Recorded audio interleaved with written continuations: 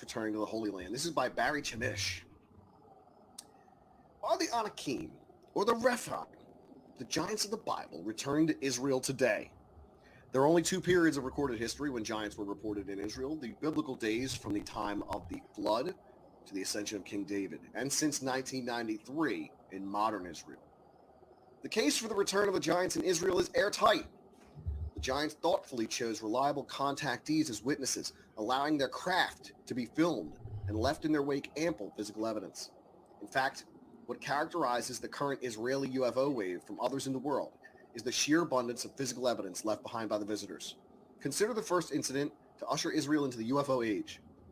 On an evening, September 28, 1987, 27-year-old auto mechanic Ami Ashari was driving just south of Haifa when he thought he saw what might be a helicopter in distress hovering just above the sands of Shikmona Beach on the Mediterranean Sea. He stopped his car, and to his utter amazement, he saw a disc-shaped craft which emitted a bright red flashing light before disappearing. 2 days later, he returned to the site with a UFOologist the police referred him to, Hadassah Arbel. What they discovered remained one of the most lasting proofs ever left by a UFO of its physical evidence. The flash emitted by the craft burned its image into the sands of Shikmona Beach. A 15-meter ellipsoid disc was burnt black into the sand, but what was more interesting was that it wasn't burned in the vegetation, which wasn't burned. 7 years later, I sent samples. You know what? That's very similar to the story of the sheriff out in, what was it, New Mexico or Arizona, where he saw the egg-shaped craft that took off and then it left melted sand behind that was blackened. That is very similar to that. It reminded me of several UFO landings that left physical evidence of burn marks in the ground. There was one I remember from, I guess, maybe 15 or 20 years back where it had burned its tripod impression into the ground. And they said the UFO landed on 3 legs. Now check this out. Now let's say that you got some dirt or sand and you're able to cook it like that, and the vegetation around it isn't burnt. Now, there's 3 ways that heat is transferred: conduction, convection, and radiation. Now, conduction isn't going to happen because it's in open air, right? And the soil's not going to really transfer heat, so that's how. Now, convection, maybe a little bit, hot air around it might burn plants, but what would really set plants on fire from an engine like that taking off would be the radiant heat coming off of it. It would just turn it black and then burn it. But if someone was able to find a way to make an engine far more energy efficient, where all the energy was just shot straight down and there was less radiant heat coming off the thing, then vegetation around it wouldn't get burned, which would be right in line with all these stories. So I think it's just cleaner tech. Doesn't seem that far-fetched to me at all. I mean, look at the SpaceX rocket compared to the Apollo 11 rocket. Yeah, you're right. Absolutely right. Like the big blast off that Saturn V rocket, and then that new one just like straight up clean. It's like, where's the blast? Joseph Alder for $1.99. Joseph Alder says the boys from Brazil never gave up. Boys from Brazil, that's a book, isn't it? I've never read it. Can't read them all. Yeah, I tried to. Try to get to everyone I can. So I think, just seeing the beginning of this article, are the giants returning to the Holy Land, what we're seeing is an idea that is kind of replete through this kind of stuff. That the aliens that we believe are extraterrestrials are, in fact, the fallen angels. And the manipulation of the fallen angels caused the Nephilim to come into existence, whether it be genetic manipulation, very high-level technology, or something even more sinister like supernatural power. They were able to create a breed of super-powered, gigantic humans. Likewise, they meddled with all kinds of animals. So you get these bizarre chimeras of legend. Your griffins, your sphinxes, your chimeras. Well, the author here goes on. 7 years after this incident, samples were sent of the burnt sand to the television show Sightings, which subjected it to laboratory tests. The sand seemed to melt in the heat of the camera light. The reason later discovered was the sand particles were covered by a low-melting hydrocarbon material. The laboratory could find no natural or human explanation for the phenomenon. Ami Arachi's incident was followed by a repeat performance on June 6, 1988, when a similarly shaped craft was once again burned to the sands of Chickamauga Beach, about 100 yards north of the first site. This was followed by the most spectacular display of all. On April 27, 1989, two teenagers witnessed a UFO explode into thousands of shards over Chickamauga Beach. By now, Israeli ufologists were prepared to handle the latest incident more scientifically. The beach was strewn with burnt white metal, which was cool to the touch. The metal even glowed in water. When picked up, the shards turned to white ash. Scientists from the Technion Institute of Technology tested the site and found that magnetism was 6,000 times higher than the surrounding area. The shards were found to be very pure magnesium. 200 yards above Chickamauga Beach is a biblical shrine called Elijah's Cave. Here, Elijah preached, and here or somewhere nearby in the Carmel Mountains, Elijah challenged the Canaanites to a duel of gods. Two bulls were tethered, and the gods were beseeched to roast them. Naturally, Baal failed the Canaanites, but Elijah's God sent a ray of light from heaven, which cooked the bull on the spot. This ray must have been similar to the kind of beam, which burned the sands of Chickamauga Beach into a saucer shape. Within the cave of Elijah is an ancient drawing of something that was the spitting image of the craft burned in the sands below. The sightings team decided the image was a coincidence. Maybe it was a bat. When Michael Hessman filmed the drawing, he felt certain that it was a match for the burned sand picture. Although the cave drawing meaning is disputed, the fact of the modern UFO burned inscription is not. Something unique occurred at Chickamauga Beach. Alien craft decided to leave souvenirs there at least 3 times, and by doing so, they revealed the dimensions of their craft and apparently pilot, as well as their construction materials. These were not crop circles, nor were they formed in the same way. A very different message was left on Chickamauga Beach's sands. After the UFO explosion, there was a hiatus of UFO activity until 1993, broke only once in late 1991 over the village of Sed Moshe, some 5 miles north of Kadmia. There, after 2 straight nights of having the inside of his house lit up by an unexplained craft hovering above it, Eli Cohen captured the responsible UFO on tape. Several minutes of the tape were filmed after daybreak, making sure a result of most clear and convincing record of a UFO. It seemed the visitors were merely scouting the Kadmina area in 1991, but they returned in force in 1993, and this time, the occupants of the craft did more than merely hover in the sky. In the early morning of April 20th, Sipporet Camel's house glowed from within.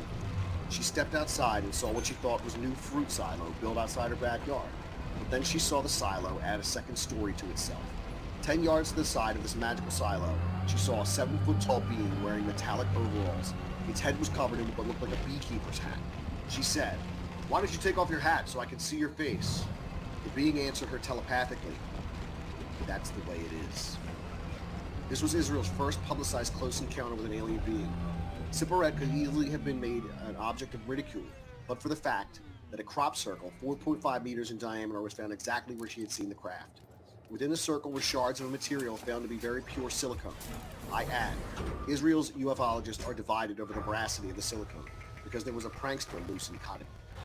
However, within 10 days, 2 more circles were found just outside of Sipporet's backyard. This time, they were soaked with red liquid, and this fluid would be a constant feature of upcoming landing circles. It was tested by the National Biological Laboratory in Ness Ziona and found to be comprised of cadmium. It was the end of Sipporet's incidents. Now the visitors concentrated on 2 other women in their late 30s living on Habalmach Street.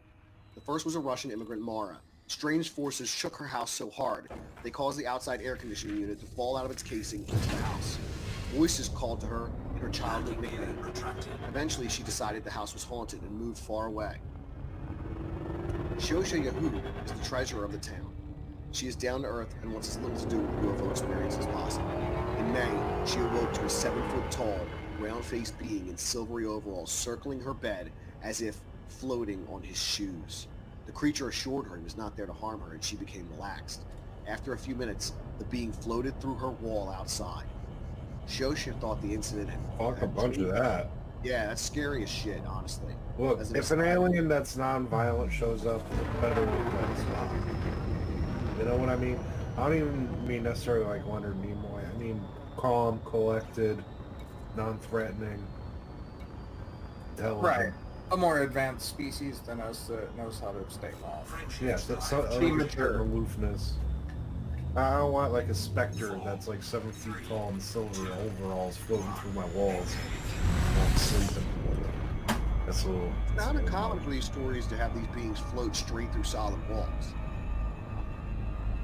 Not uncommon at all. Or even people who are abducted to float out through solid walls themselves.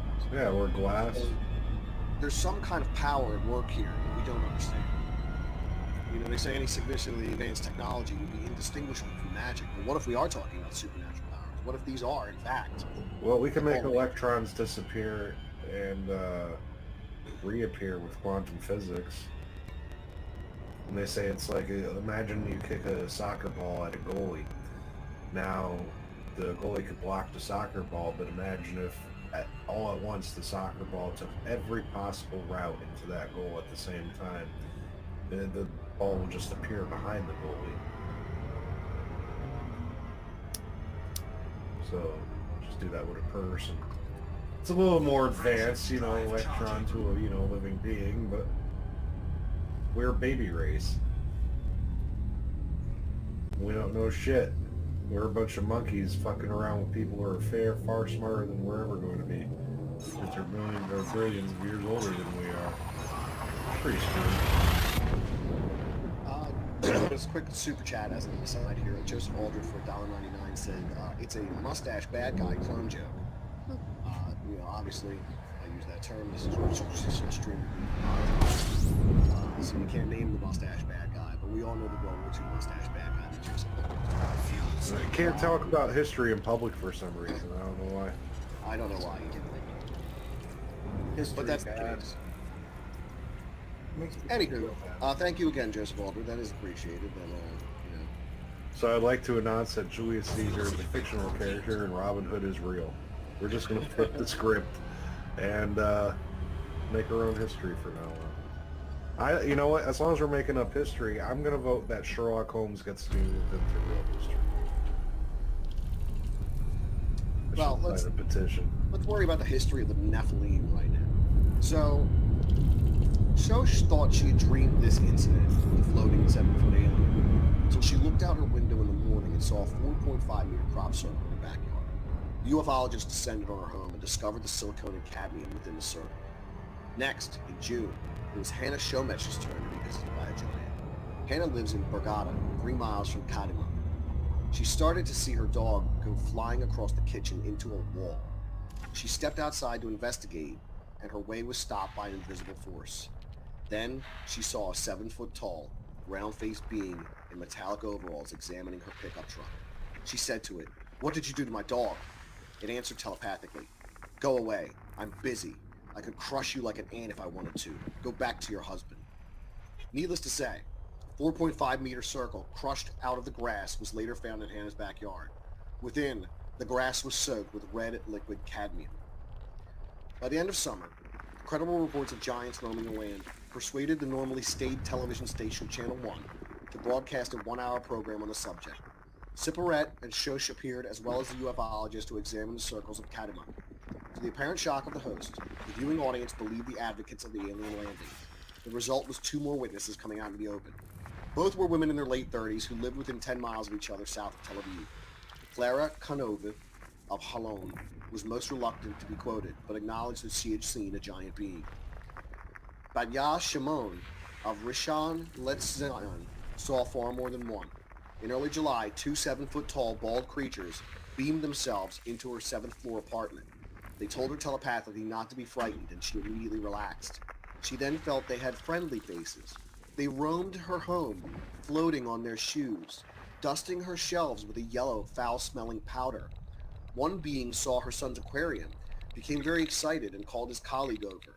After a few minutes, they beamed themselves outside. The next night at 3 a.m., a dozen giants visited Batya, arriving and leaving the same way. I've had extensive conversations with the contactees, and there's much in common with their stories. That is a fit subject for a separate lecture. In short, all were the same age. All were white-collar workers. 3 have been haunted since their encounters telepathically. All their men slept through the encounter. 2 had mysterious pregnancies. But the core commonality is that these women did not know each other and separately described the same 7-foot-tall, bald, round-faced giants. And if absolute proof that the giants were in Israel was needed, it It came in December in the village of Yatzitz, 12 miles east of Rishon LeZion. The Giants had opened a new access after Kadima, a triangle of 20 miles linking Rishon LeZion, Holon, and Yatzitz. Herzl Kastani, the village security chief, and his friend Danny Ezra were sharing conversation when they heard an explosion and felt Ezra's house shake. Herzl opened the door and stood face to face with a 9-foot-tall creature in metallic clothes whose face was hidden in the haze. He shut the door and called the police. They arrived and discovered deep boot tracks in the hard mud. The tracks sunk 35 centimeters into the ground, meaning whoever made them likely literally weighed a ton. Thinking there may have been a terrorist incursion, the army was called in. Military trackers were totally stumped. The tracks carried on for 8 kilometers. The heel dug in only 5 centimeters, meaning whatever made the tracks was walking almost on tiptoes, if you can call it walking. Sometimes the distance between the tracks was 12 feet, meaning the intruder was a world record holding broad jumper weighing about a ton. The Yatzitz incident confirmed, even to the deepest skeptics, that giants were indeed sighted, and they left proof that was nearly impossible to dispute. The best Israeli authorities could come up with to explain the tracks was they were left by an unknown cult. It would have been very unknown for records of cults whose ceremonies included dressing as giants and leaving miles of unidentifiable tracks. That's undoubtedly quite rare. After Yatzitz, giant sightings were reported in Ramat, Hasharon, Revot, and Al-Flula. 1996 became a vintage year for UFO evidence gathering, with a dozen craft filmed. 2 incidents stand out. In August, a UFO was filmed over 3 nights with professional equipment as Kibbutz Hatzor. The results included a close-up of what appeared to be rows of square-shaped vents on the craft. In December, a Netyan household reported constant contact with small grays, the first such report from Israel. The witness backed up their claims with an abundance of physical evidence, included stones that melt ice immediately without a known energy source. The Israeli UFO experience is unique and very complicated. I've touched on just one aspect of it, but it is vital to understanding the Israeli puzzle. Of the 7 best documented close encounters with alien beings provably connected to UFOs, 6 involved giants. These giants were determined to leave evidence of their arrival in the form of cadmium-imbued landing circles, miles of impossible boot tracks, and deliberate communication with witnesses. Indeed, the abundant evidence more than indicates that there are giants roaming Israel today, as there were 5,000 years ago, and they also left proof of their existence. The giants were descended from the Nephilim, literally the fallen ones. In ancient time, entities fell on Israel from the heavens and later became the mortal enemies of the Hebrew nation. One giant king was Og of Bashan. The Bible records his bed was 13 feet long. Bashan's territory included the Golan Heights.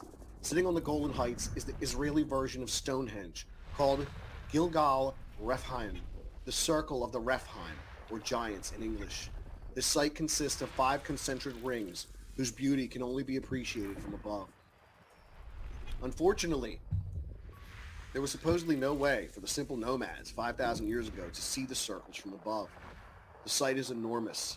The outside circle has a diameter of 159 meters, and over 37,000 tons of rock went into the construction of the complex. 2 openings in the circle may have been used to measure the solar solstice and the rising of Sirius in 3000 BCE. The fact remains that Israeli archaeologists are totally mystified by Gilgal Rephaim. No other complex built in the Middle East resembles it, and it predates the pyramid by over 500 years. The indigenous nomads of the time did not engage in this kind of megalith building, so outsiders were probably the builders. According to the Bible, the only outsiders living on the Golan Heights back then were giants. And maybe it's a long shot, but no one has come up with a better explanation for Israel's current UFO wave. I believe the ancient giants may be coming home. I conclude on a somber note. The biblical giants were God's enemy, and Israelis' armies were the means of their utter destruction. There's a legitimate reason to contemplate the recent revival of giants in Israel with a good measure of dread. So this really unites the idea of the extraterrestrial with the biblical here. And there may be some connection. I think it made me suspicious when he told the woman to go back to her husband. Go back to your husband. Crush you like an ant. I can You know. crush you like an ant. Yeah, where's he getting the references that we have here, you know? Unless they've been around for a while. And they can see the future. Probably. Well, if they are the fallen, they would have supernatural powers that would allow them to perhaps glimpse the future. Okay.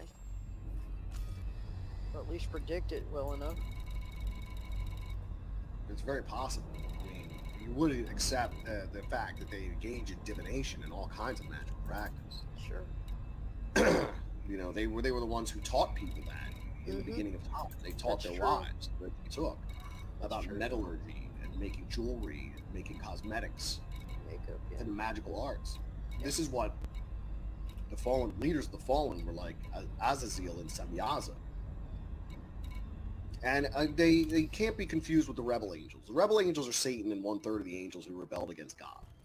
The fallen angels are 200 watchers that descended on Mount Hermon and decided they were going to take wives for themselves. Yeah, Yeah. but doesn't So all this just say that they're all just the aliens? God is an alien, the devil's an alien, everybody's an alien. That makes sense.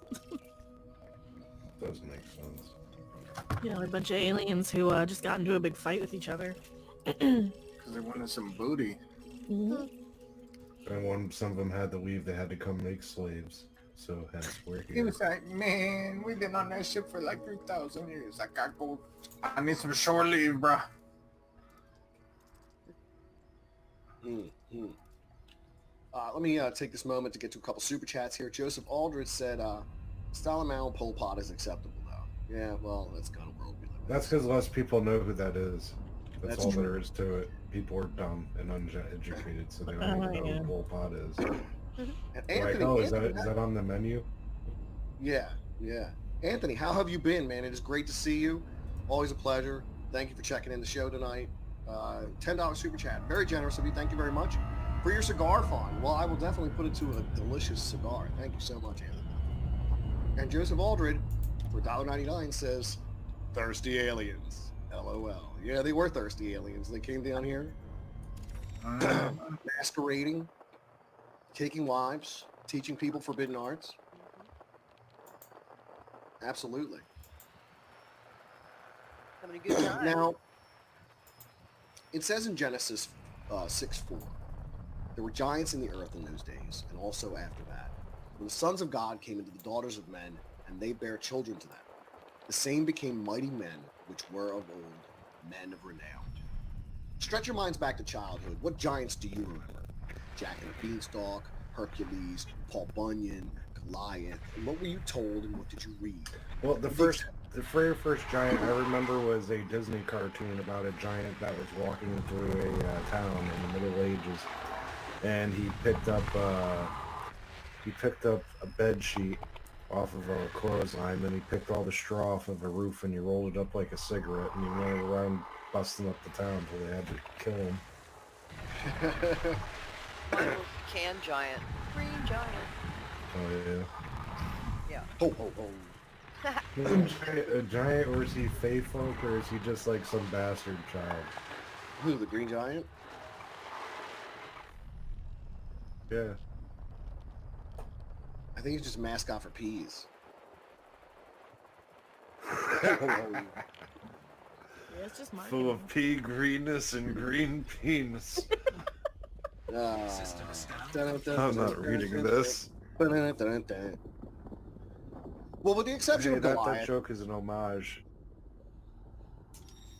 with the exception of Goliath and the occasional ornery Cyclops, legends emphasize the innate goodness, eye-popping feats accomplished with unparalleled strength, victories over the bad guys, all performed by gentle giants. But what if this was all a lie? What if the truth were something far more sinister? Now, this work comes from Steve Quayle, who you should know if you know giant material. He's a big part of this giant research. Steve Quayle invested over 30 years researching the vast history of giants, and it has, for the most part, been kept from the public. Proof of giants' existence, their skeletal remains, have been quickly secreted away in obscure museums when not destroyed.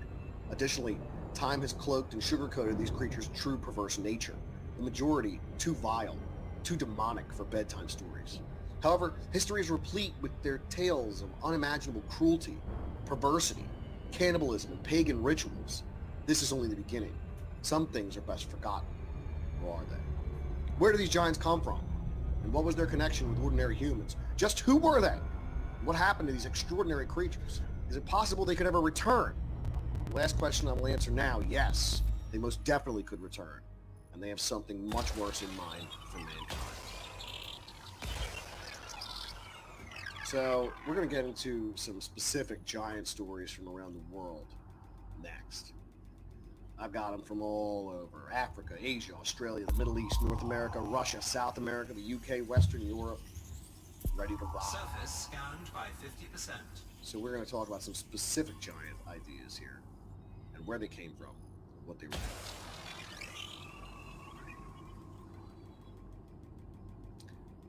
Phantom Menace, stop spamming the chat.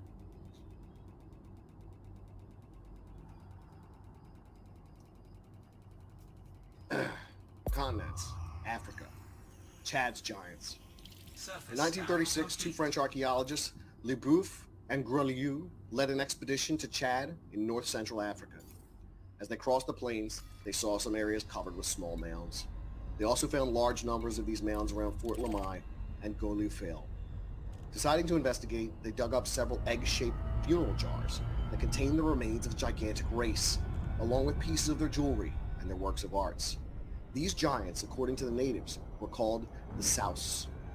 Scholars who trace their history say they came from Kailbur, located north of Mecca, to Bilma, which is situated around 300 miles north of Lake Chad. A people with well-developed religion and culture, they grew in numbers and founded communities at Fort Lamai, Mahia, Migdou, and Guolfiel. They lived in peace in their new land until the close of the 9th century, when the Muslims made war against them. Intending to force their acceptance of the Islamic faith, the Saus giants who converted to the faith lived to become servants of the Arabs. But those who steadfastly refused to convert were eventually wiped out. By the end of the 16th century, not many Saus remained. There was a find in Morocco, at Abdagir in Morocco. Reports Peter Colosimo, the French captain, discovered a complete arsenal of hunting weapons, including 500 double-edged axes weighing 17.5 pounds, 20 times as heavy as would have been convenient for a modern man. Apart from the question of weight, the handle of the axe one would need to have hands the size proportionate with a giant with a stature of at least 13 feet. A tribe of giants lived in the Sudan, but apparently little has been written about them. In his Inside Africa, John Gunther describes them as a Neolithic people who have spread their viral blood as far afield as witnessed in the Maasai in Kenya and the giant Watusi. In Rwanda Urundi, who are cousins to the Hamitic Sudanese. An example of their gigantic but very slender stature may be seen in Manute Bol, a 7-foot-tall inch pro basketball giant who hails from this region. Slim as he still looks, Bol has put on quite a bit of weight since his rookie year in the NBA. One sports writer jokingly wrote that he has now added enough poundage to require at least 2 pinstripes on his pajamas.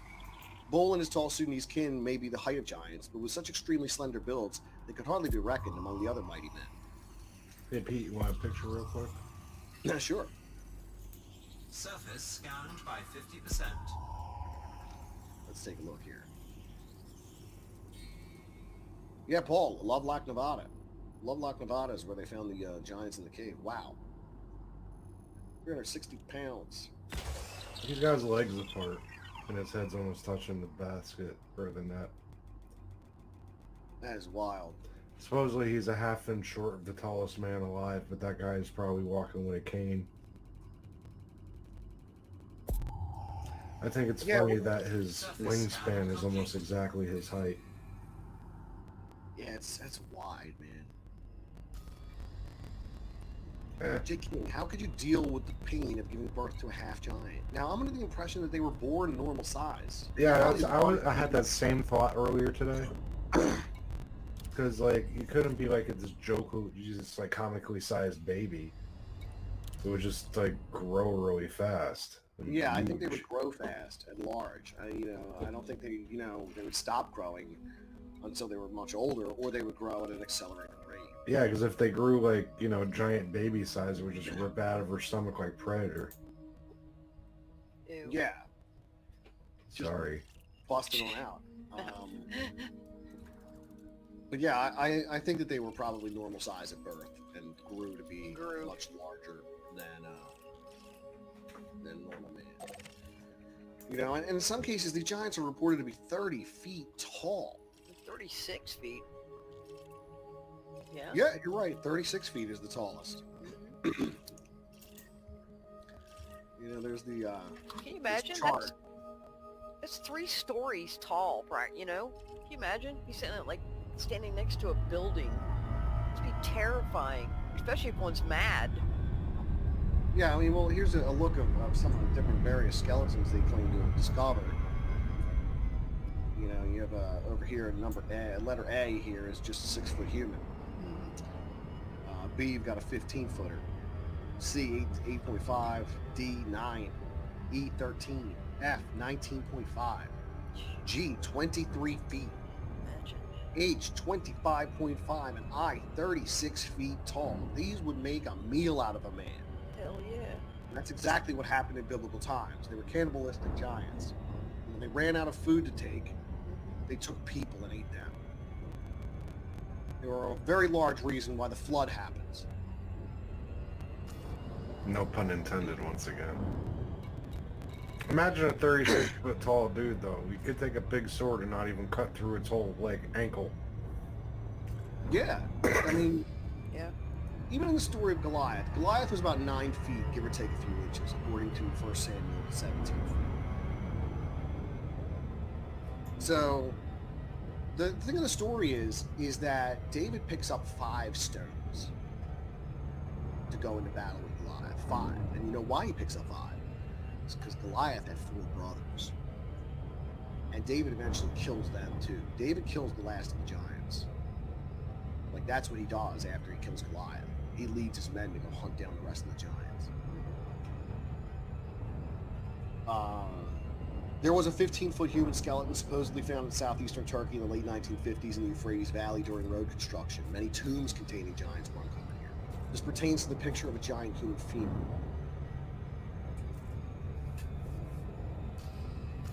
A 19.6-inch human skeleton was found in 1577 AD under an overturned oak tree in Canton of Lucerne. A 23-foot skeleton was found in 1456 AD besides a river in Valence, France. 25-foot 6-inch skeleton was found in 1613 AD near the castle of Chaumont in France. This was claimed to be a nearly complete find. And almost beyond comprehension or believability was the find of 2 separate 36-foot human remains uncovered by Carthaginians somewhere between 200 and 600 BC. Even Maximus Thrax, Caesar of Rome, from 235 to 238 AD, this was an 8-foot 6-inch skeleton.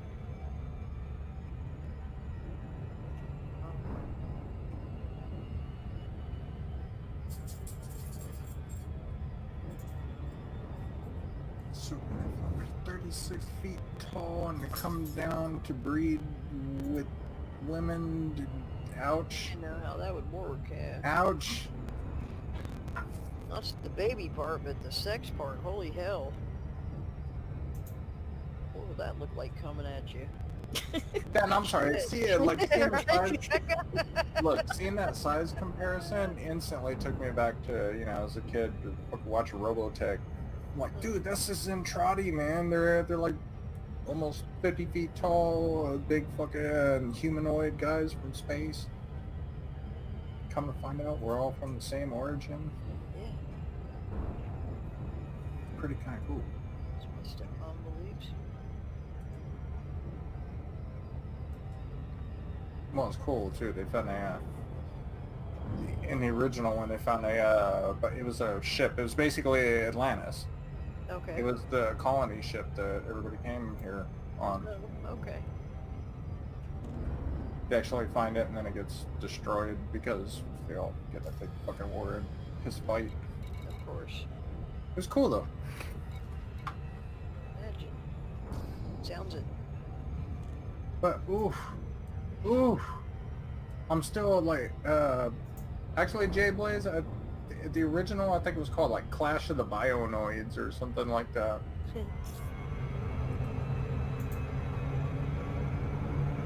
Macross one, but yeah, it was Clash of the Bionoids is the one I saw that.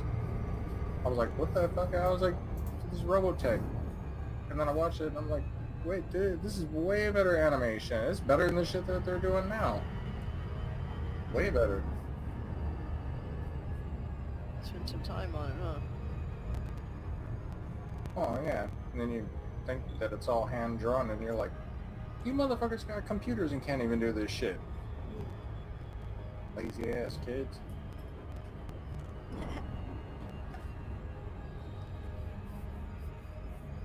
Cowards want to be fucking giants and shit.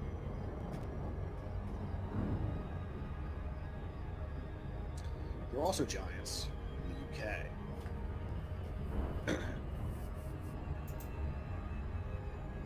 By his 15th year, the boy from Hutfield in Sussex had already soared to a height of 7 feet 4 inches. The young Colossus not only showed none of the clumsiness common to that age, but had such command of his huge frame, he could perform well in the tightrope. In 1745, he came to London and soon won a large public following with his balancing act. He became such a hit, in fact. On June 3rd, 1745, his sponsors ran this ad in the Daily Advertiser. Whenever is in itself good will always make its way. Although not ushered into the world with pompous paragraphs or pageant-like puffs, as an example of this truth, the undertakers of New Wells near London Spa beg leave to assure the town, since thronging audiences have been pleased to encourage their endeavors, they intend to double their pains, and hope for a continuance of favor. The god of wine and deity of wit have long gone hand in hand, and to keep them both alive, the best way is to blend them. Therefore, for the reception of the curious, they have provided the best of both their productions, and, as varieties in nature are as pleasing as those of art, the greatest that can now be shown is every evening to be seen at the Wells Izzy, a young Colossus, who, though not 16, is 7 feet 4 inches high, has drawn more company this season than was ever known before, and must convince the world that the ancient race of Britons is not extinct, but that we may yet hope to see a race of giant-like heroes. This wonderful young giant will perform on the tightrope this present Saturday at the New Wells near London Spa. The Amazon Queen, a girl who bullied herself as Miss Marion, the Queen of the Amazons, became a popular attraction in London in 1882. Though barely 18, she rose before her audience as the Alhambra in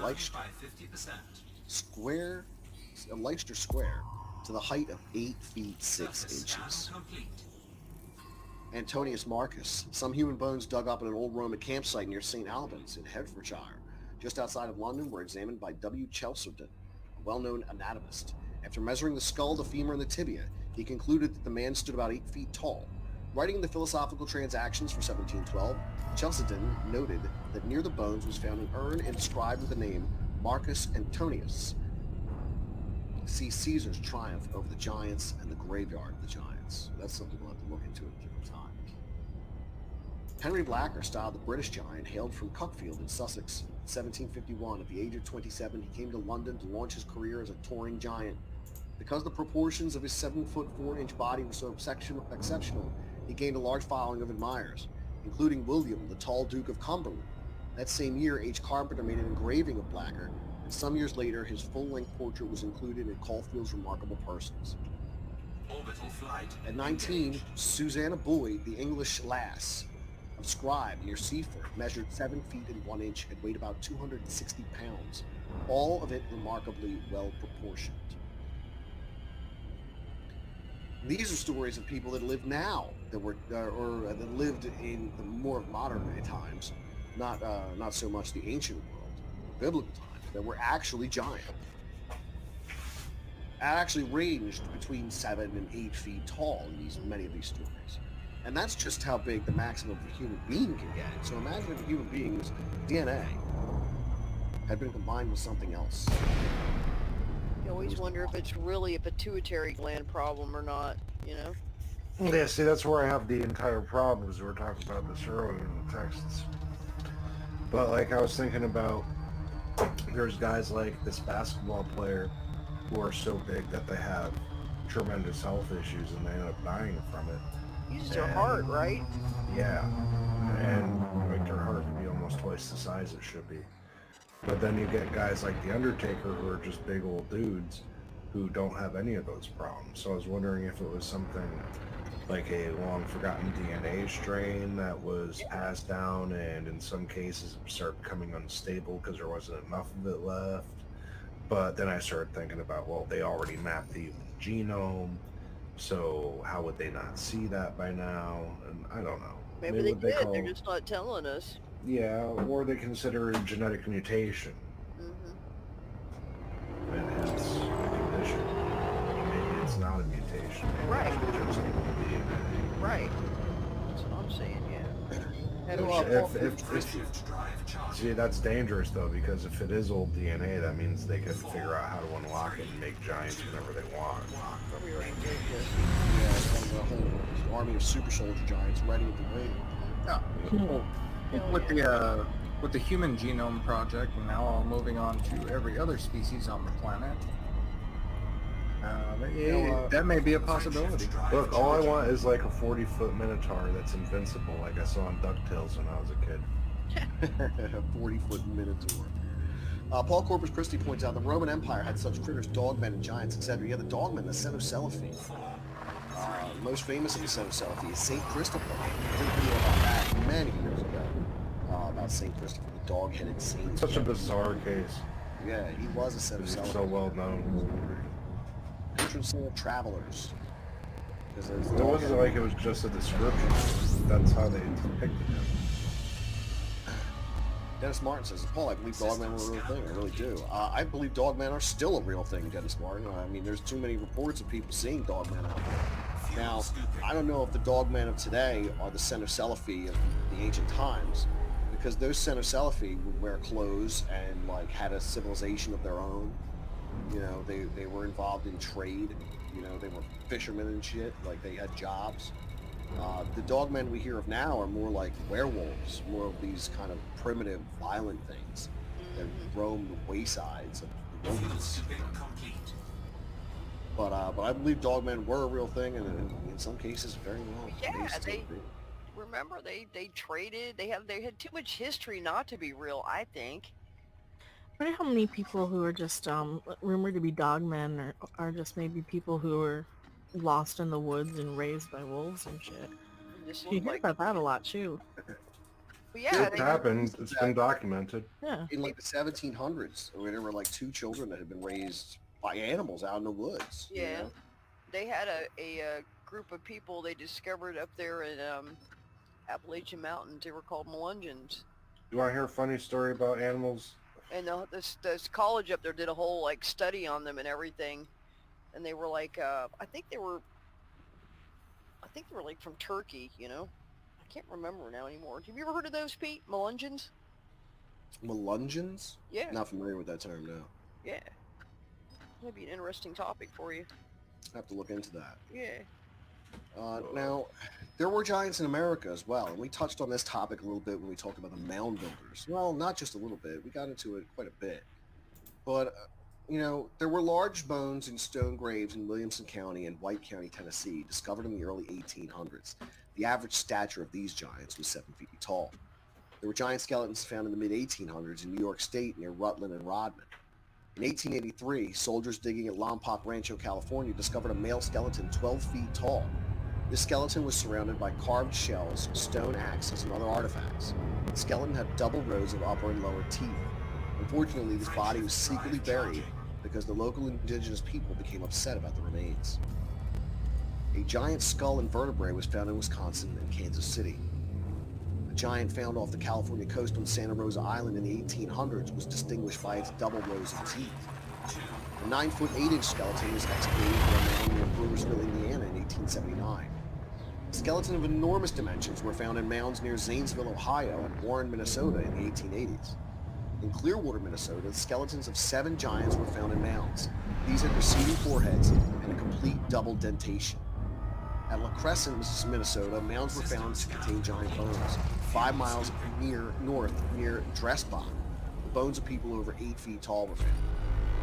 In 1888, 7 skeletons ranging from 7 to 8 feet tall were discovered. Near Toledo, Ohio, 20 skeletons were discovered with jaws and teeth twice as large as those of present-day people. The account also noted odd hieroglyphics were found in the bodies. Miners in Lovelock Cave, California discovered a very tall, red-haired mummy in 1911.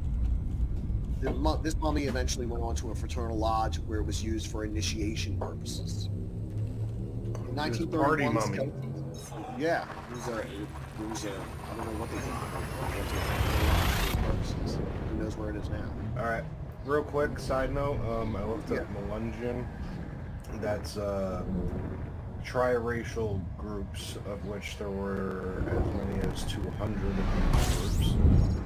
They were American, but it was when free black people mixed with Native Americans, and then you threw some white in there too, around the Appalachian area. So they're Oh, just this is some antiquated racist term. Thank you, Tina.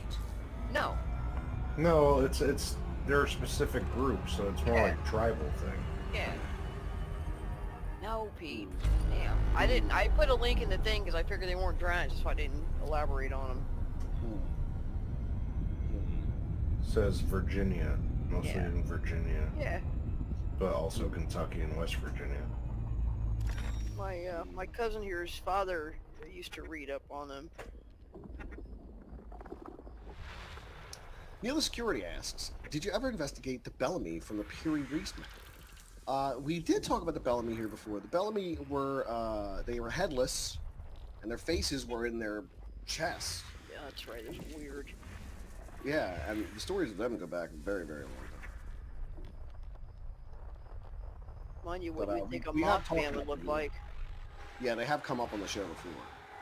Usually when we talk about Selfie and various other legendary peoples that used to populate the ancient world, according to these historic sources. I believe. Very interesting. Fugo says I actually remember the Dog Saint video when it came out. Well, that's like 5 years ago, Sudanoi, man. Thanks for sticking around so long. I mean, I know the channel's kind of changed a lot since. You patient man.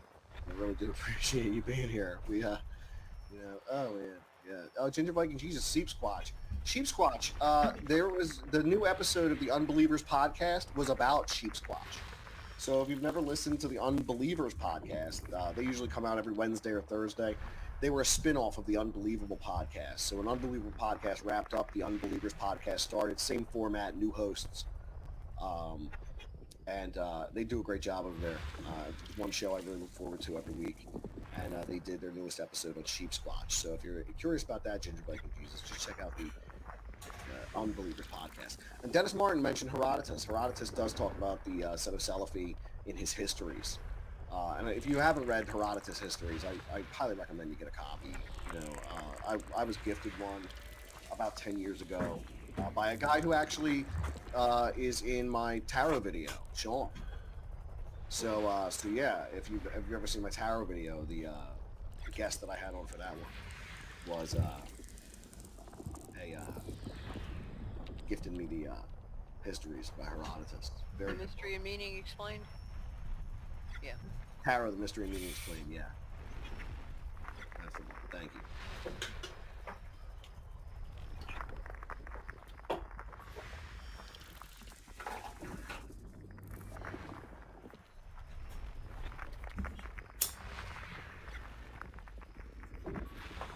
I can't remember the line because I'm terrible at this.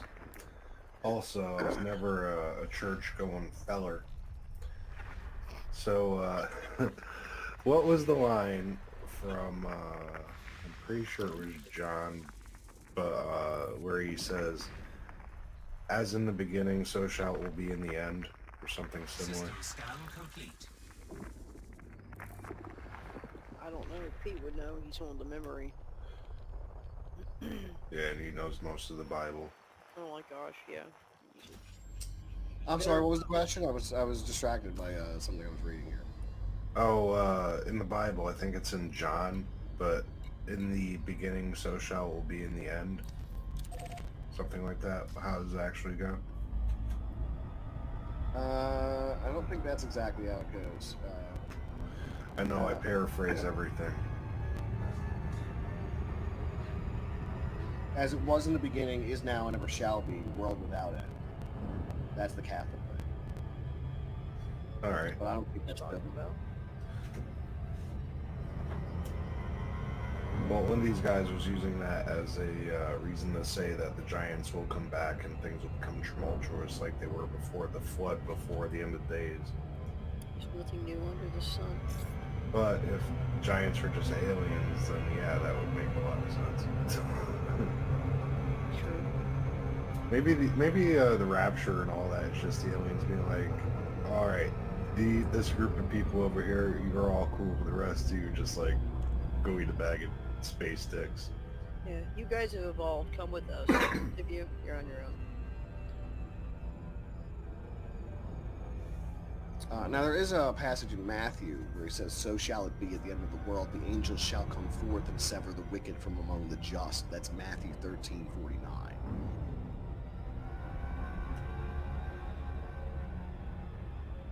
Pretty metal.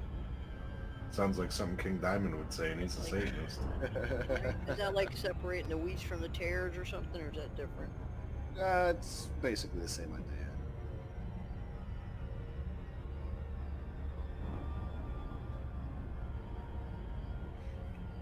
Now with cannibalism, where in the Bible does it say if there's food there and you don't eat it, that's a sin? Nowhere. I don't think that's in there either. There's a lot of stuff that's not in the Bible that people assume is in the Bible. Like God helps those who help themselves. That's not in the Bible. I can't think of any others. Does John 3:16 really say go Packers? No. John 3:16 is for God so loved the world, he sent his only begotten son. What the fuck does that have to do with football? Nothing. Guy in an afro wig is Surface a scanned jackass. by 50%. Surface scan complete.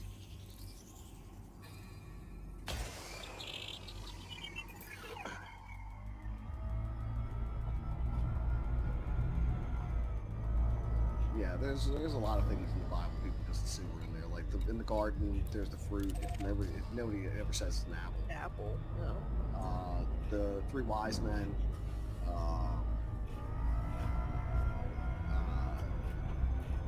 They're not necessarily there. They were the Magi. It doesn't really say how many of them there were. No, Jonah it gets doesn't, called- does it? No.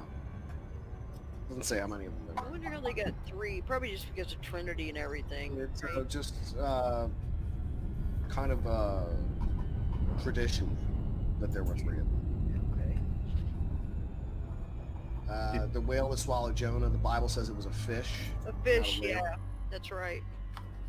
Money is the root of all evil. That's not in the Bible. It actually says love of money is the root of all kinds of evil. Surface This too shall scanned by pass. 50%. That's Surface not in the scan Bible at all. complete.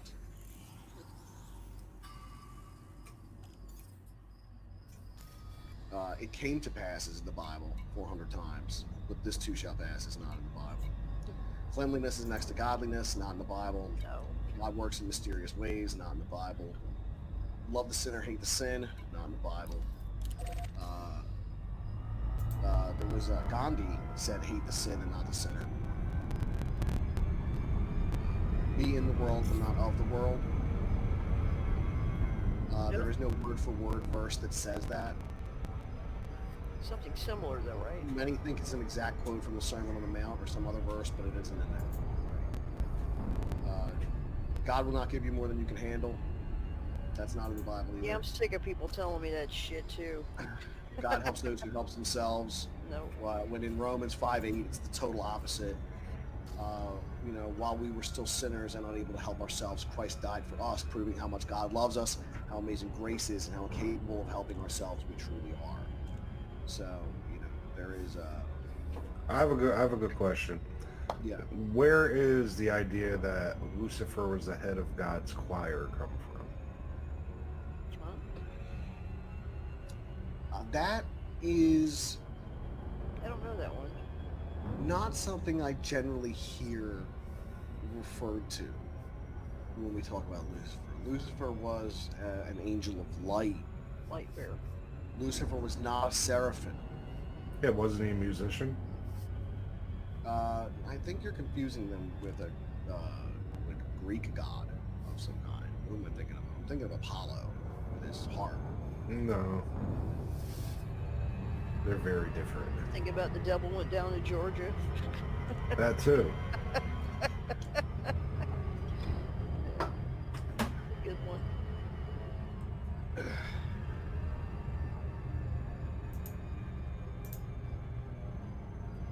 Okay.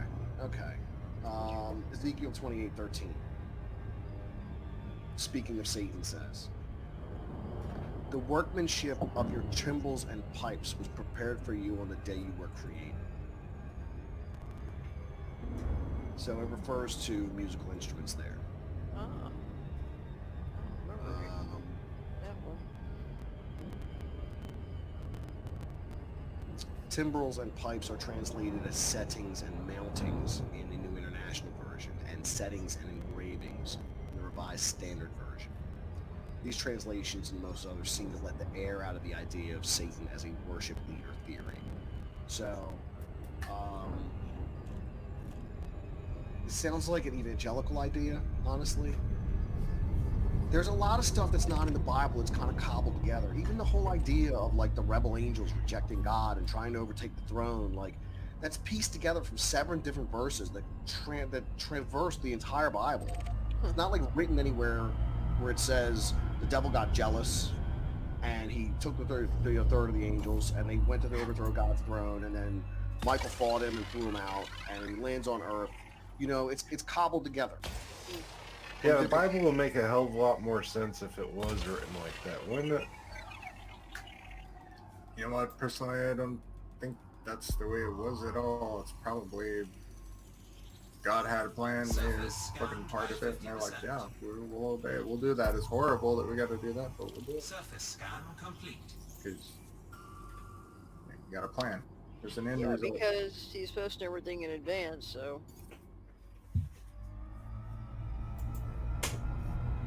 So everything's got its place.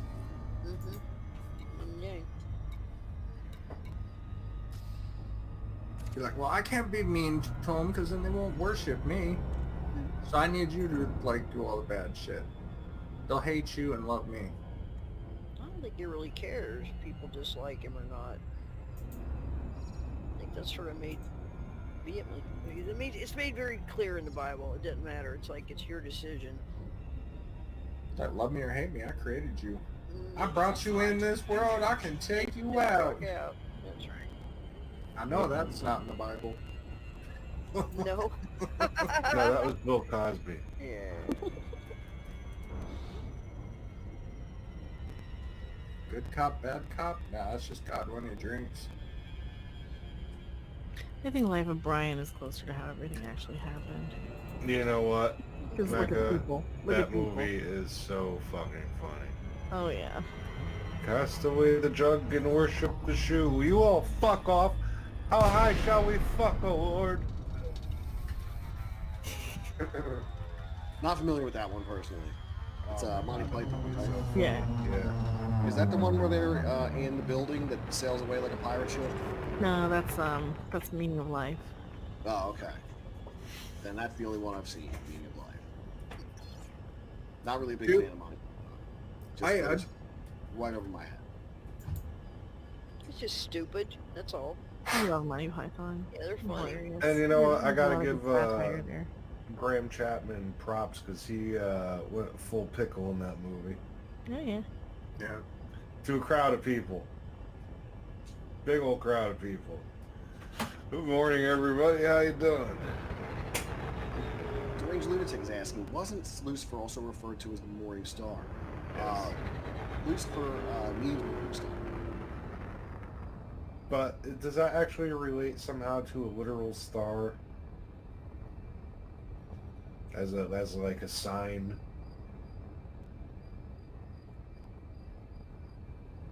Because that's got to come from something. Well, I'm sorry. Lucifer means light bearer or shining one, according to Strong's Concordance and the King James Bible. The original Hebrew word means shining one or light bearer.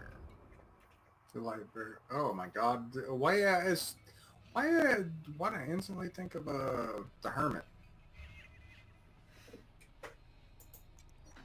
Light bearer. So there's various arguments about this translation, honestly. So Lightbringer corresponds to the Greek, a Latin name for the planet Venus. King James is Lucifer as a proper name, led the Christian tradition of applying the name Lucifer and its associated stories of a fall from heaven to Satan.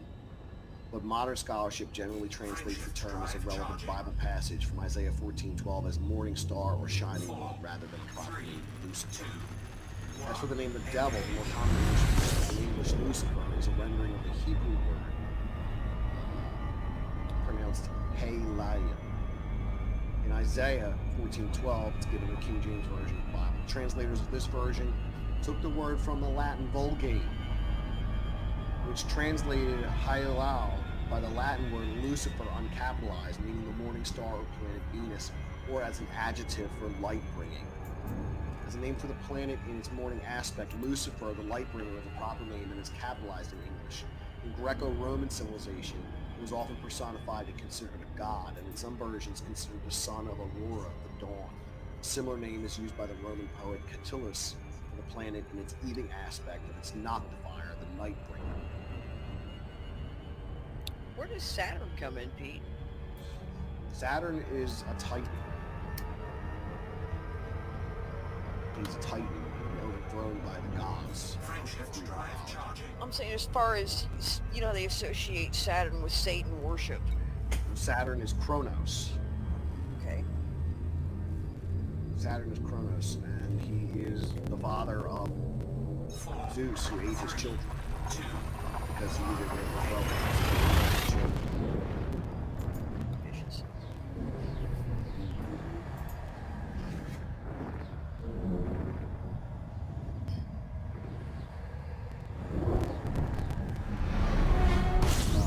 But he's the personification of time. Fuel scooping. Time space mechanism. There you go. And leader and youngest of the first generation of Titans. Divine descendants of the sky and the earth. He overthrew his father and ruled during the mythological Golden Age until he was overthrown by Zeus and imprisoned in Tartarus. Cronus is usually depicted with a harp, sickle, or cycle, which was an instrument used to castrate and dispose Uranus, his father. In Athens, on the 12th day of the Attic month of Hecatomia, a festival called Cronia was held in honor of Cronus to celebrate the harvest, suggesting, as a result of his association with the virtuous Golden Age, Cronus continued to preside as patron of the harvest. He's also identified in classical antiquity with the Roman deity Saturn. Saturn is the god of generation, dissolution, plenty, wealth, agriculture, periodic renewal, and liberation. Saturn's mythological reign was depicted as a golden age of plenty and peace, and after the Roman conquest of Greece, he was conflated with the Greek titan Cronus, becoming known as the god of time. He fathered Jupiter, Neptune, Pluto, Juno, Ceres, and Vesta. He was celebrated in the festival of Saturnalia each December, perhaps the most famous of the Roman festivals, a time of feasting, role reversals, free speech, gift-giving, and revelry. The Temple of Saturn in the Roman Forum housed the state treasury and archives of the Roman Republic and the early Roman Empire.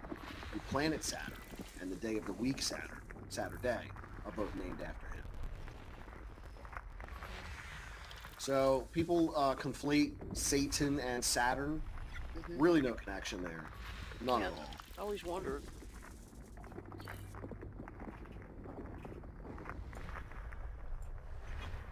Just You know, because. it's something that's kind of like cooked up. Yeah, just because. You know, it's something they accuse the Vatican of worshiping. It's an evangelical. Yes. There's a lot of stuff there's a lot of stuff that comes from evangelical Christianity that's just kind of made up. Mm-hmm. Same way there's a lot of stuff that comes from Catholicism that's just kind of made up. You know, there's a certain level of tradition in each religion that doesn't necessarily have to be written in the book to be accepted as tradition. Mm-hmm. So if people tell you for 40 fucking years that Saturn and Satan are the same thing, You won't believe it. you know.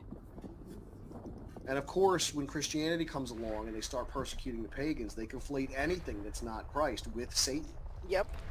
So you're going to take Saturn, which was That's a going to popular be god probably where it is. of the pagans, They celebrated Saturnalia, which becomes Christmas. You know, Saturnalia becomes Christmas. Like, they light shit up. They drink and they eat. They revel around. Like, it is ancient Christmas. Yuletide, Yule log. What is it? No, the dog has nothing to do with Saturnalia.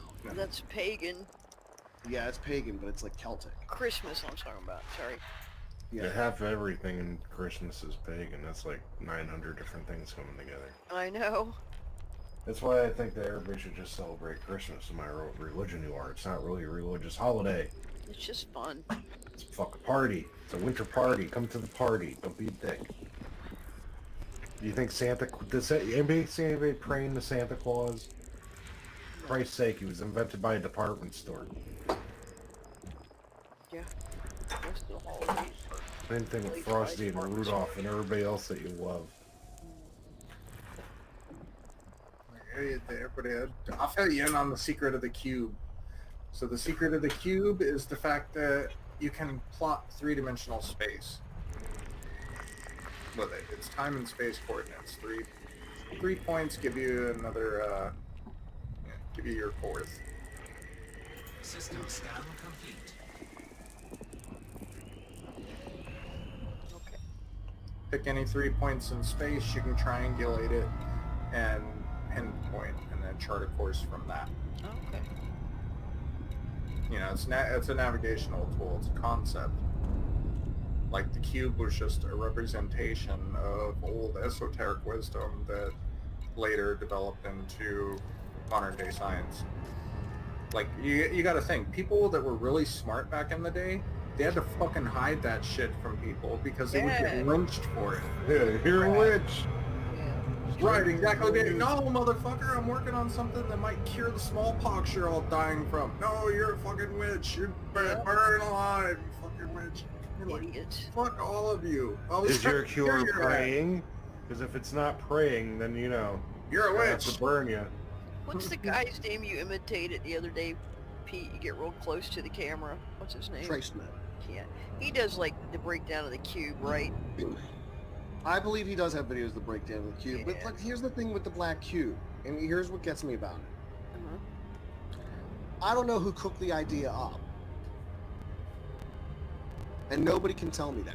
Who's the first person that said Saturn was Satan and the black cube? Who's the person who said that? Where did this come from? I don't know. That's why I asked you. That's It's I all wanted over the to- internet if you want to look for it. Oh, yeah, well, I not if you're using Chrome to find it, because all you're going to get is results that relate to current events. Yeah, but yeah, I'm like you. That's why I When you asked. try DuckDuckGo, you'll get all kinds of results for it. Surprisingly, I think DuckDuckGo is a pretty good search engine. I think I might start using it. DuckDuckGo? Yeah, because they don't track Okay. anything. It's like private, and, you know, they don't sell your information. That's the And, big. Is it D-U-C-K or Duck, Well- like the quack. D-U-C-K? DuckDuckGo, yeah. Okay. Yeah. Yeah, I mean, for me as well. Yeah. And you get more, you don't get the curated results that you get. Exactly. Sons of Like, bitches. you know, like I'm looking up, where's this Saturn Black Cube stuff come from? And all I'm getting on Chrome is Pinterest results. Yeah, I know. That's what's been I'm happening using- lately. I'm using DuckDuckGo, and the first result I get is Illuminati Watcher, Hmm. Shift Frequency, Nicholas1968.com, That's he's good. Nicholson.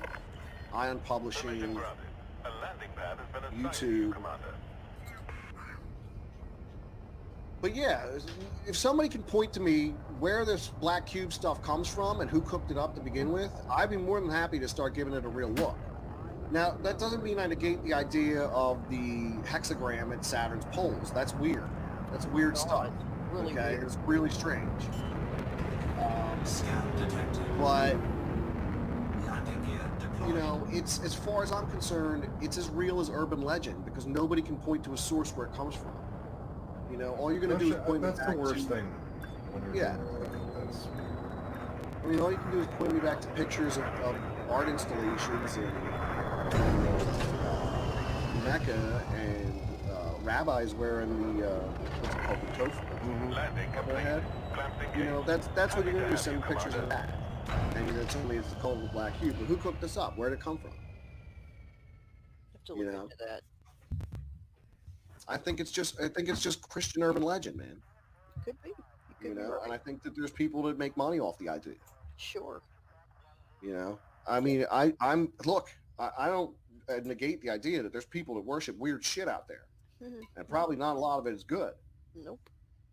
But the whole cult of the black cube and Saturn equals Satan, like, I don't know, it just, you know, it just sounds like somebody cooked it. It sounds like a Jack Chick tract or something, you know, like it sounds like it was cooked up by somebody in a, you know, Sounds like something my mom would come up with when, like, or somebody who's just trying to connect dots because words sound similar. Yeah. yeah. Which that guy does. That one guy that I was just asking you about. When you Look, imitate. man, back in about 15, 17, that bastard Bill in the back closet, you know, he was talking some smack, started talking about a black cube and everything, and yeah, from there the legend was born. Well, it really does just seem like something that people, as a group, kind of cooked up with theory. Nothing behind it. The only thing that the one real thing that gives it weight though is the weird storm on Saturn. I mean, it's just bizarre. Oh, what the, what is it, not Yeah. Octa. Yeah, that's what he was just saying. Hey Nicole, offer me money. Howard too. Offer me anything I want. I want my father back. You know, and I'm looking here now, the name of Saturn comes from a word status, or satis, and Saturnus, and Sataria. Okay. Now, in the case of Satria, rather, or Satri, these were place names, a town and a marsh. And also, Saturia is a flower. But the word satis means sowing, like sowing for the harvest. Okay. You know what I mean? That's where Yes. the word comes from. Okay. Whereas the word Satan Ship has liftoff. has a different ending.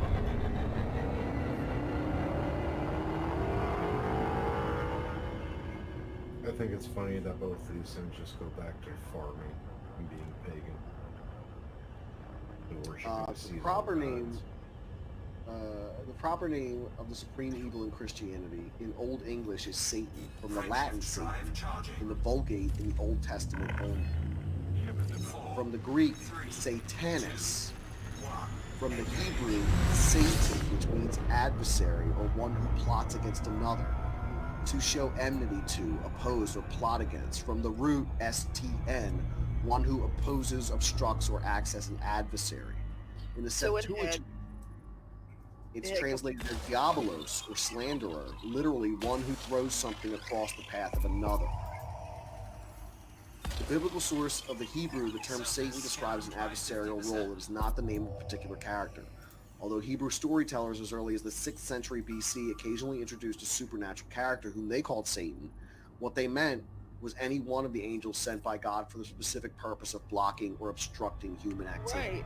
That's what I was gonna say. That was like it was not a name. Period. Not a name, it's a term. Like, Term, so, yeah. you know, when Jacob wrestles with the angel, Now. you know, then that Satan could be used to describe the angel in that activity, Right. because the angel was wrestling with Jacob. Right. It's interesting. I didn't know that until right now. But the Satan and Saturn have no etymology together.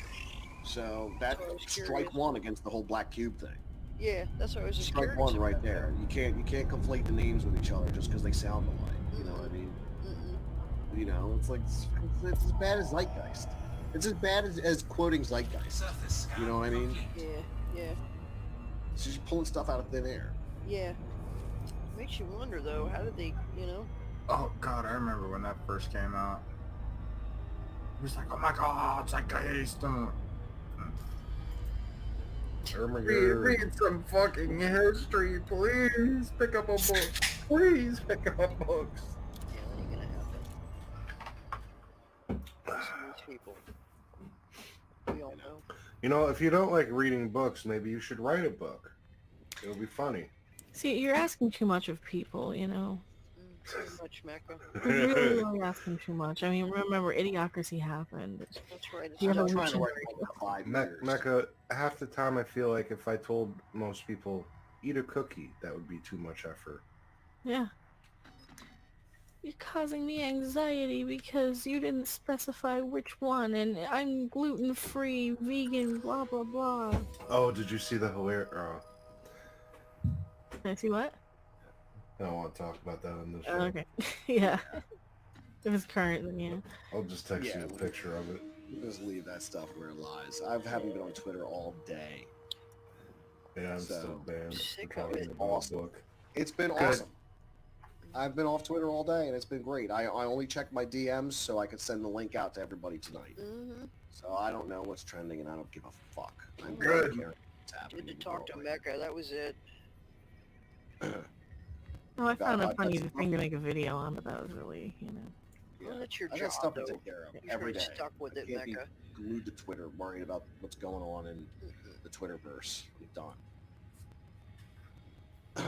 Selwyn in the movie Cube. The movie, what the Cube? Is that the one with the hypercube they were stuck in and they couldn't get out of, and the rooms kept moving and Oh, everything? that was creepy, wasn't it? That is a creepy movie. That guy used to be in a show called Forever Night where he played a vampire detective. Was it on Primes or I something? remember that. Is that how they Yeah. picked the doors? It was Prime numbers, right? I don't recall the movie well enough to remember how they escaped from the cube. Yeah. Wasn't it Nick Knight or something like that? Yeah, he was a vampire detective. Forever Night. I vaguely remember. I never watched it, but I know I've heard of it. It was cute for its time. It was really 90s. It was 90s syndicated Oh yeah, detective vampire show. that Like time. it came out right after Interview with a Vampire. Oh When yeah. vampires were really hot. Vampires were a hot commodity. Vampires were the zombies of the 90s. Absolutely. Definitely. And the zombies were the zombies of the early 2000s. Now I don't know what it is. Because I think zombies are played out. Yeah, zombies are done. Yeah. Hopefully soon it'll just be Kane Hodder being Jason again. That's what I would really want for Christmas. A good Jason movie. Jesus. Any Jason? Yeah, like a good one. The problem is like modern day effects. Yeah, you gotta go with buckets of blood and latex. It makes it funny. They don't do it though. They just make it all CGI and they do I all know. the jump scares. Yeah, I know that it's so much easier than figuring out the puzzle of how to do the practical effects in camera. Right? But they don't want to.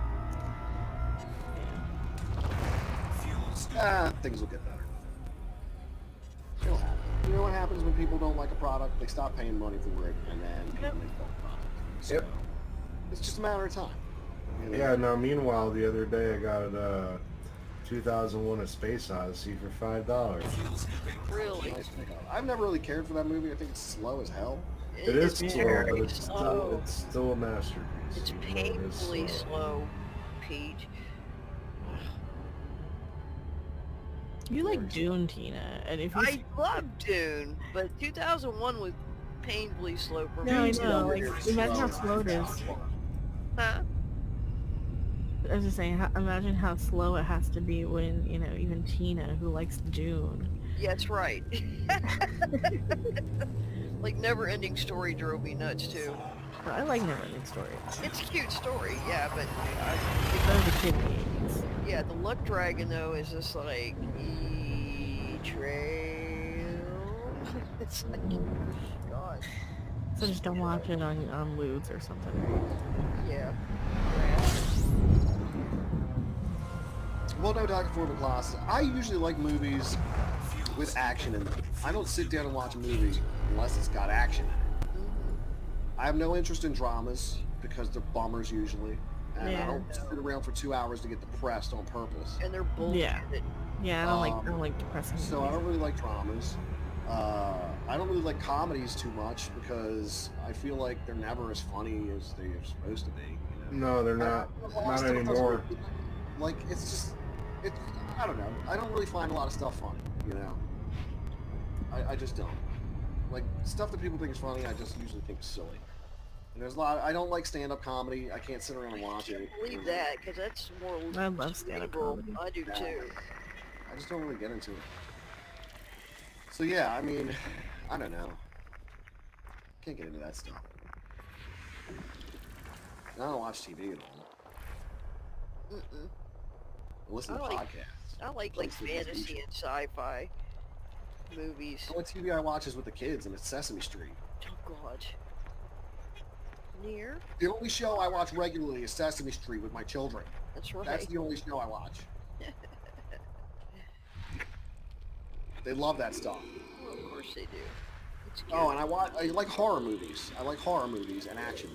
Those Yeah, are I fun. don't get into.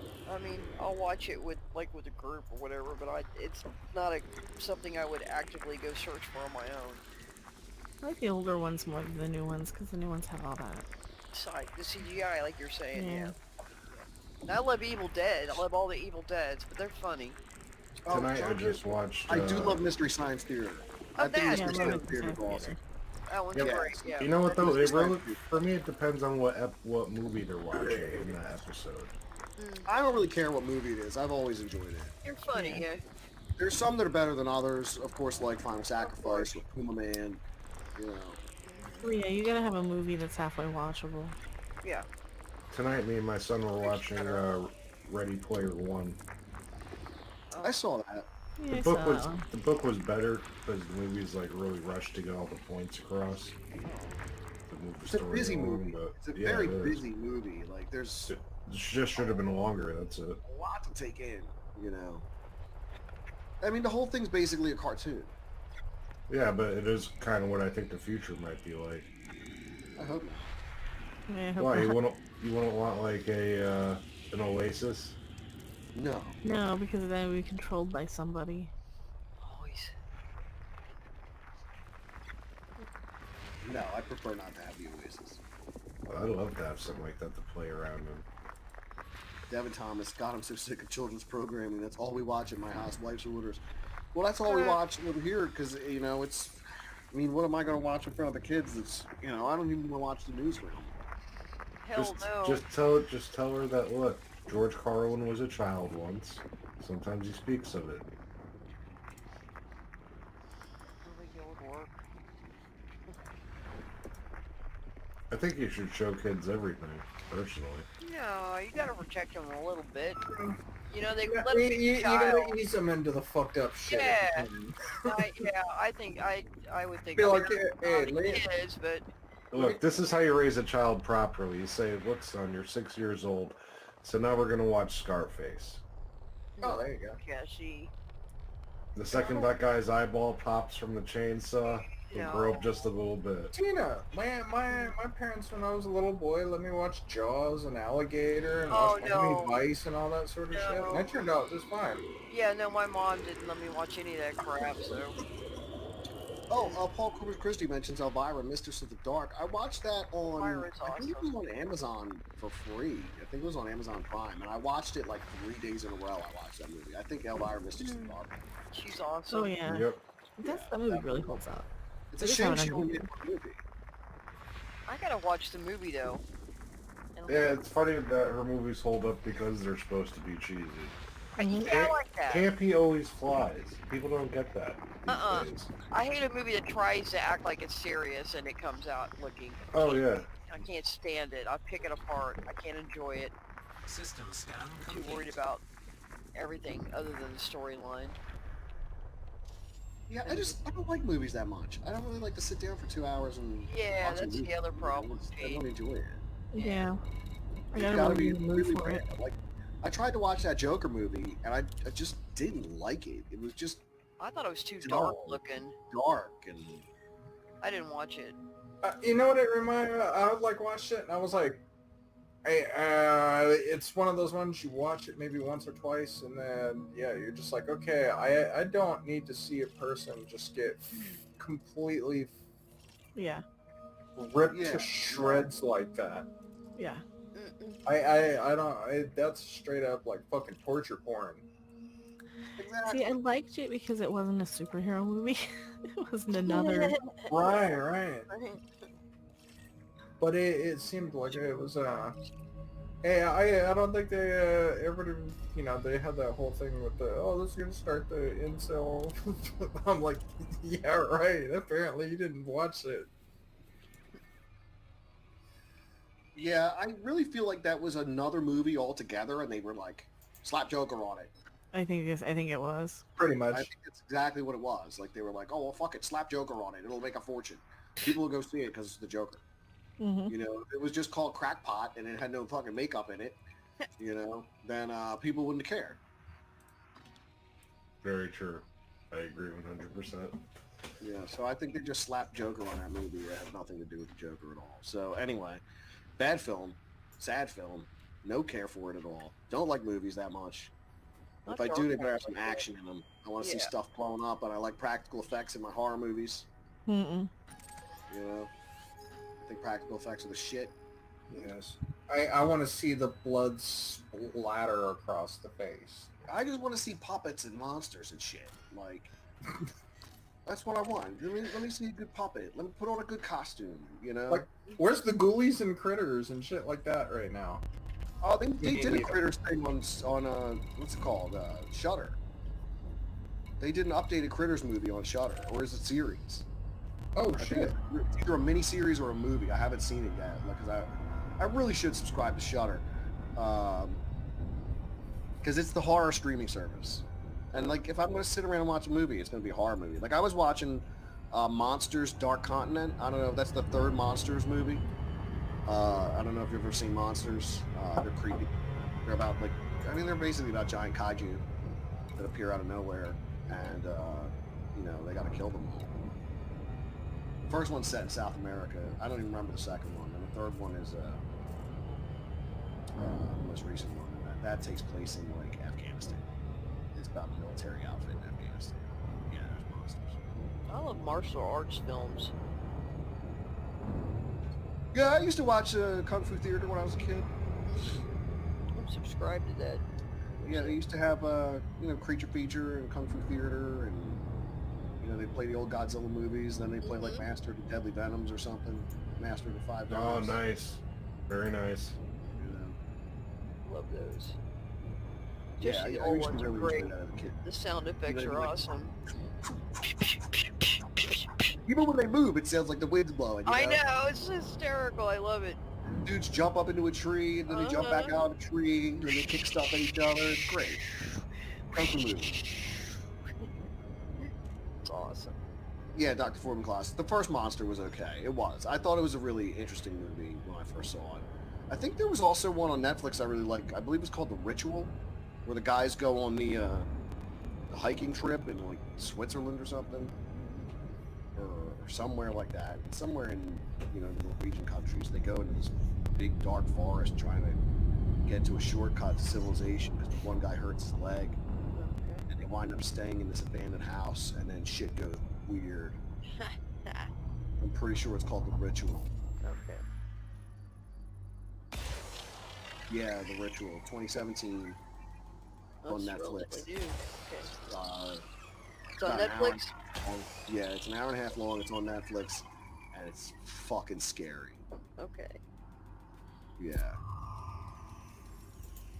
Pretty good. Surface scanned by 50%. Surface scan complete. Yeah, it was Sweden. It was Sweden. Yeah, I was right the first time. Okay. Yeah, but definitely check that out. Oh, listen, we're about an hour and a half into this, so you know what time it means. It's the time on the clock, time to wrap it up. So I want to say thank you for everybody tuning in tonight. I really appreciate you being here with us night after night, day after day, as we delve into the world of the weird. I think we had some pretty good talk about the return of the Giants tonight. We also got into several other topics after the first hour. So I hope you enjoyed our discussion here this evening. I want to say thank you to Deranged Lunatic, Dash Fat Bastard, Joseph Aldred, Anthony, and I'm going to butcher your last name because I don't know how to pronounce it, but Anthony, thank you very much to all of you for your generous super chats. Much appreciated. Never expected, but always appreciated. I want to say thank you to my panel for being here tonight. Thank you, guys. And as we do, this has been the Creepy Little Book Live, and you've been listening to High Strangeness, the #1 late-night paranormal podcast on YouTube. I've been your host, Pete. And with me tonight were Tina Tomaszewski, Jesse Miller at the Crow's Nest, Digitally Modified Organism, and Mecha Random 42. And until tomorrow night, everybody, Stay creeped out.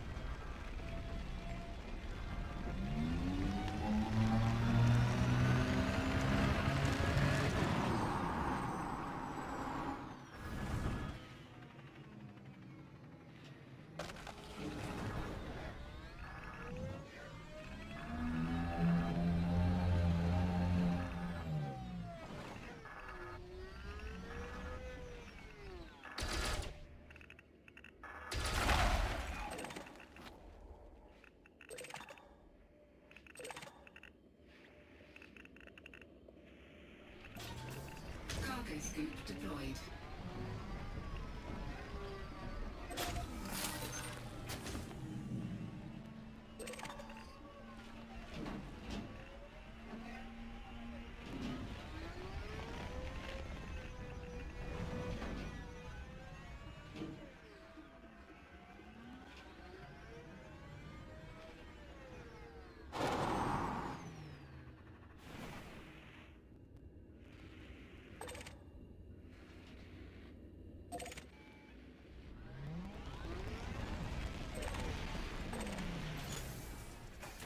Cargo scoop retracted.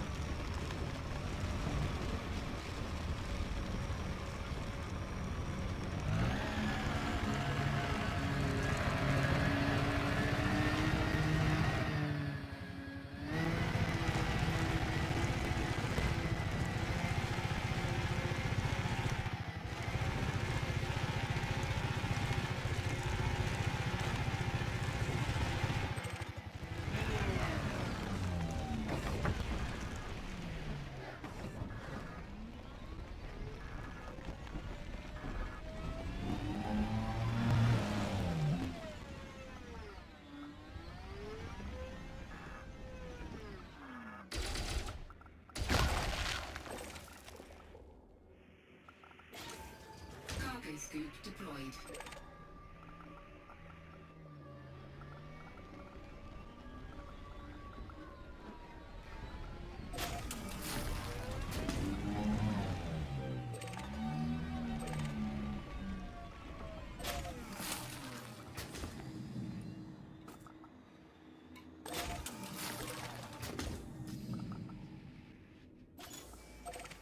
Cargo scoop retracted.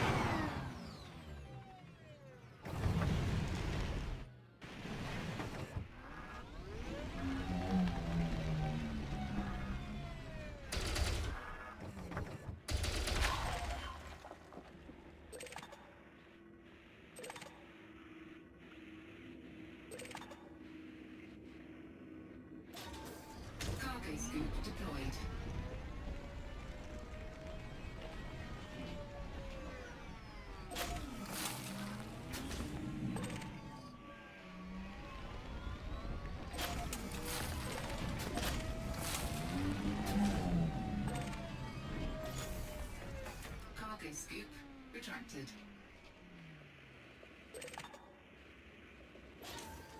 Cargo scoop deployed. Cargo scoop retracted.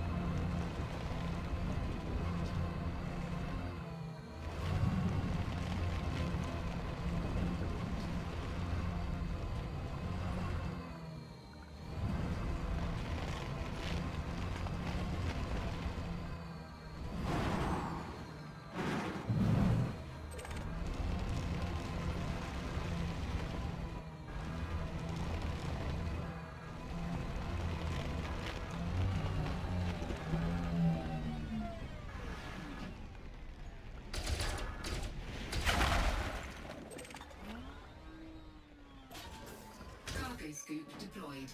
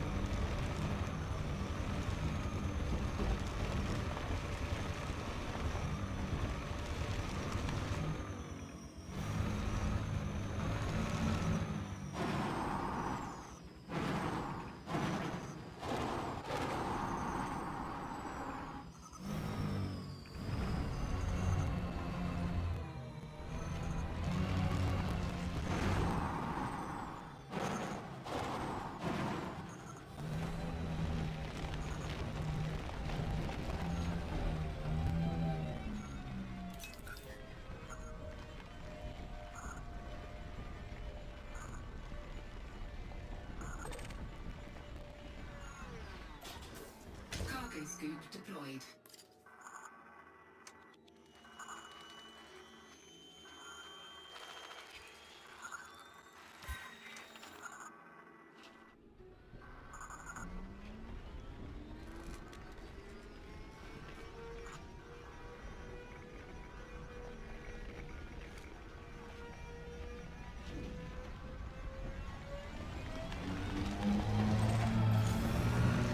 Cargo scoop retracted.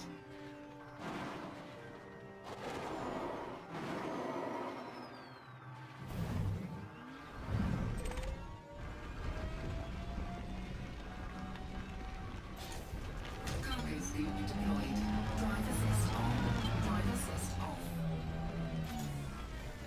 Cargo scoop retracted. Cargo scoop deployed. Cargo scoop retracted.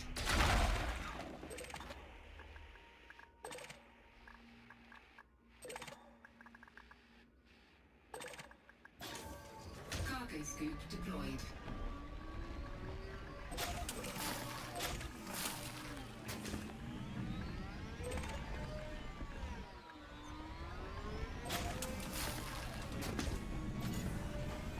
Cargo scoop retracted.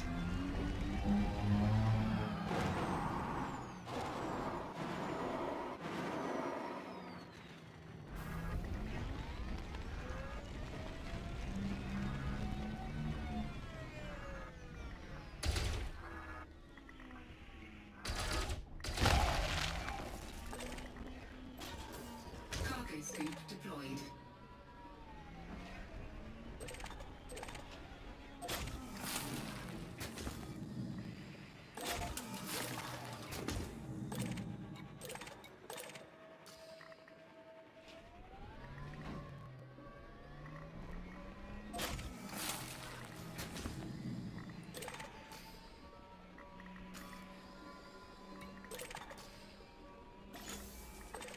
Cargo scoop retracted. Cargo scoop deployed. Cargo scoop retracted.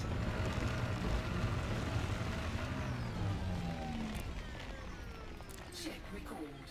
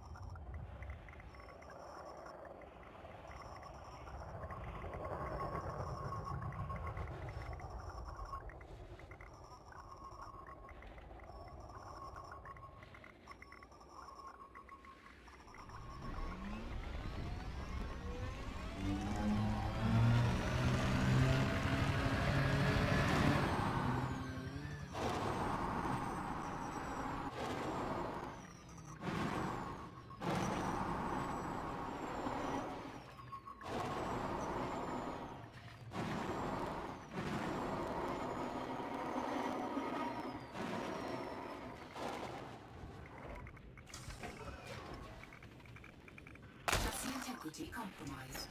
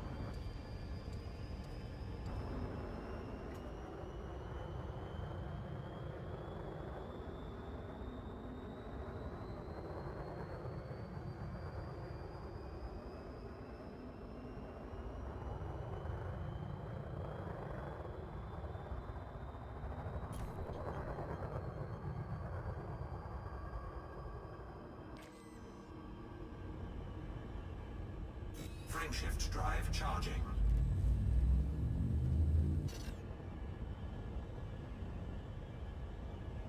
Frameshift drive charging.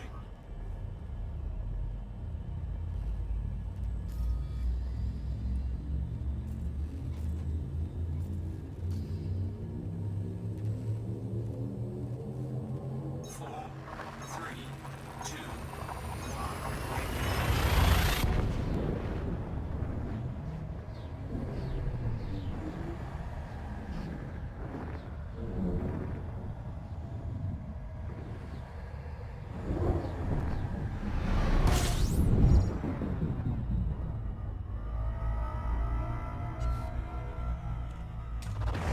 fuel scooping.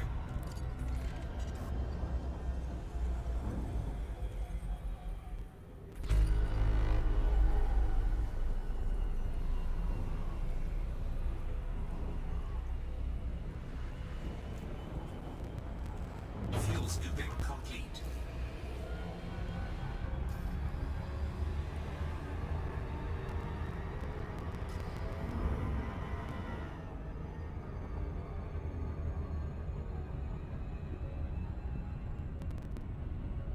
Frameshift drive charging.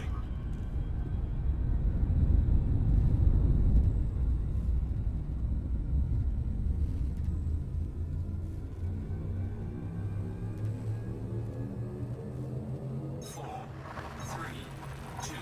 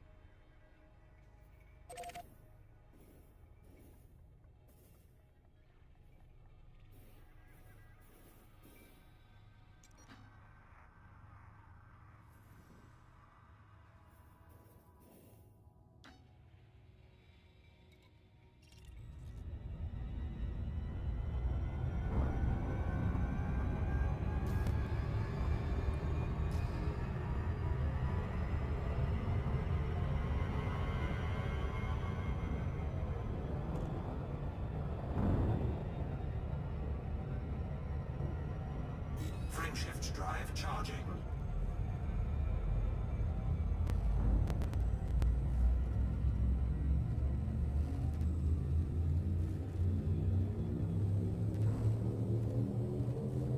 Four, three, two,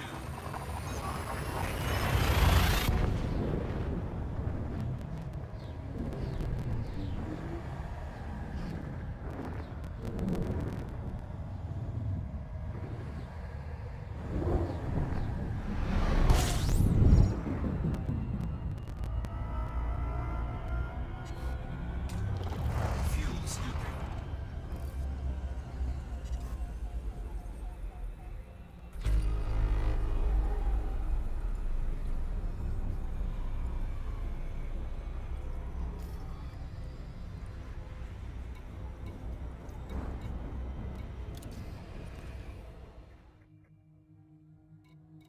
Fuel scooping complete.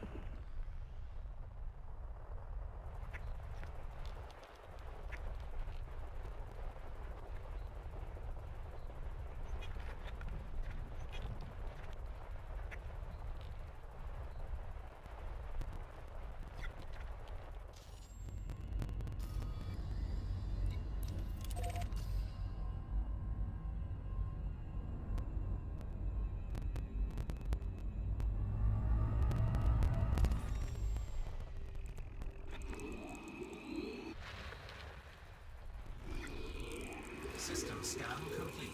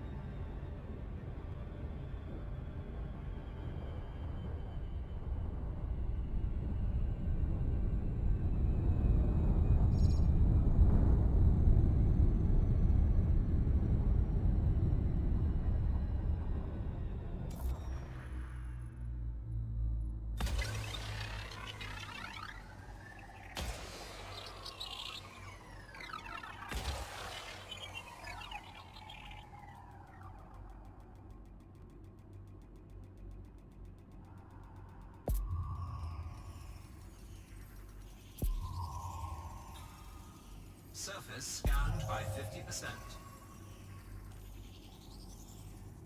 Surface scan complete.